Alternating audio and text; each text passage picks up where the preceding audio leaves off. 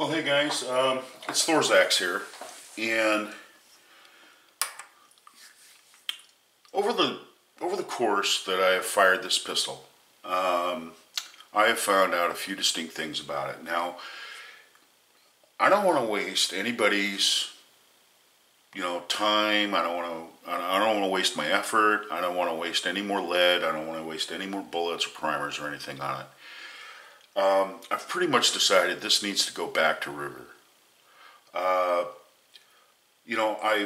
I've always had a problem with this pistol shooting high, and after seeing Fortunecookie's release of his target, evaluation with target loads with the 44 Special, I've decided that this gun has some very serious problems. There's something wrong with it, and I don't know what that is. Now, Dow Dog, who is a viewer of mine, went and wrote in, and he told me a few things, because he had a pistol exactly like this that was manufactured actually at the same time frame that this was manufactured as well, and he told me a few things that was wrong with his pistol that he experienced, and it was the same problems that he had with his pistol, and he sent it back to Ruger and found out it was a barrel problem. So I don't mean to pull the card. I'm not trying to be a sore loser or whatever. I'm just saying, that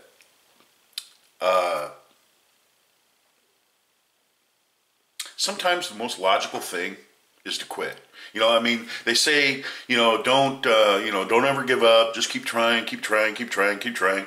And we can be optimistic in those ways. Sure, we can be optimistic. However, you get to a certain point where if your hand hurts, by doing that, you stop doing that.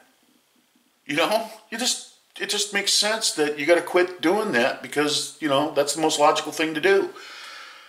So what I'm going to do is I'm going to send this back to Ruger. I've called them. I've talked with their return person on the phone. They're going to send me a box that's already labeled and everything, and all I have to do is write out a description of what's wrong with the pistol, and then I'm going to send it off to Connecticut and have it looked at, and hopefully they can get to the bottom of what's the matter with this gun. Now, I'm going to tell you another thing too. I had a silhouette pistol that was a Bisley like this, and it was a later manufacture, and that gun shot flat as a pancake. I sent that gun to Bowen Gun Works, and they reworked it. They went ahead and shimmed, the end shake. They put a trigger job on it. They went ahead and they polished out the barrel. I had special silhouette sights put on it, very wide rear sight. I had a magnified slip-on adapter for the front sight that had a 1x lens in it, and I shot that gun at 200 meters, and I could shoot 2-inch groups with that gun. So I hate to say this, but for me to beat my head against the wall and putting out videos where you guys are seeing scattered results, and you see 2 shots up here, but then you see 2 shots over there, and then you see 2 I'm going to tell you what, I'm a better shot than that. I know that. I am a better shot than that. I can shoot better than that. So that's the reason why I was having such a frustrating time out there at the range. It's kind of like picking up a book that you haven't read in over 10 years. You can know that there's a plot to it. You kind of remember what the plot to the book was, but you don't know all the little details. And this gun is sort of like that. I remembered that it did shoot high. I remembered that it had some accuracy issues that I kind of worked out, I guess, that were satisfactory at the time with some 44 Magnum loads that I did. However, when I was approached and me and Fortunecookie talked about doing the 44 Special, I thought, well, maybe a reduced load. A reduced load, yeah, it should shoot pretty good with a reduced load, so we'll go ahead and give that a try. Well, guess what, guys? I gave it a try, and this is what I found out. So, through perseverance, and trying, it's a blessing in disguise. Like I said, it's picking that book up and get all those details back fresh in your mind, what the book was all about, and it's the same thing with a gun, So, anyway, what I would like to do is I would like to turn this over to Fortune Cookie, back over to him for chapter 3, and go into the aspects of hunting loads and that sort of thing. I mean, his gun works. This one here has got problems. I do have, by the way, a wild card that's coming up at the end of the week, and I'll have an unboxing, and then we'll go ahead and we'll continue on, but that will be in the personal defense department.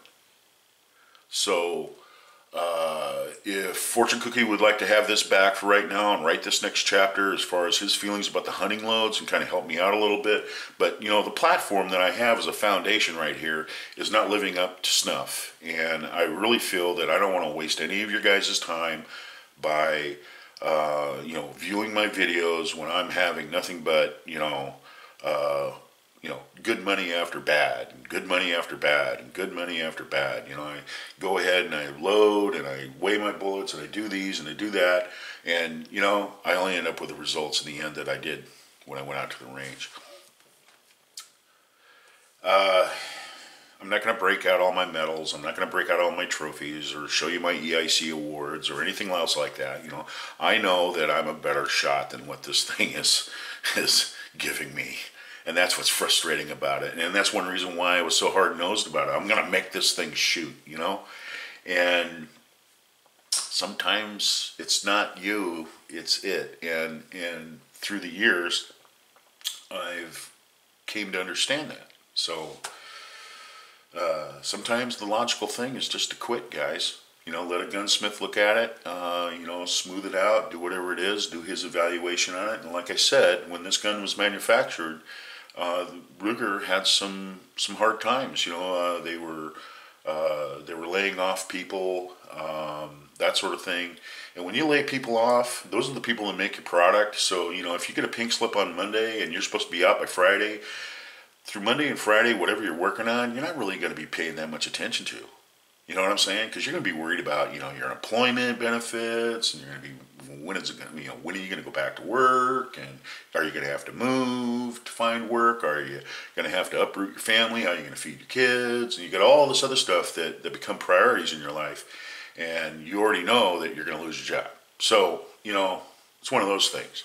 So that's what I believe what was going on with Ruger at that time. They had a high turnover, and they, just like any other company, I mean, when they go below the red line, I mean, they've got to trim, you know, they got to trim things out. You know, they've got to, you know, they got to keep the superstructure above the water line. You know, you know, you just got to do that. So I understand. So I'm sending this back to Ruger, and hopefully, you know, they'll be able to come up with some sort of remedy for it.